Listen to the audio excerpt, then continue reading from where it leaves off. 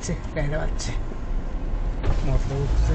এই ভাই সবাই নেমে যান, সবাই নেমে যান, সবাই নেমে যান। হালা ফালা ধরবো।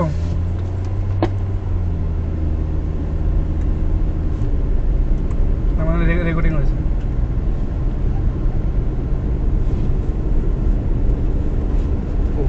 গাড়িটা হাল্লা বাজছে, ওই গাড়ির দোষ, এটার দোষ। ও আমারও চাপ দিছে। কত বাজে? 12টা 46।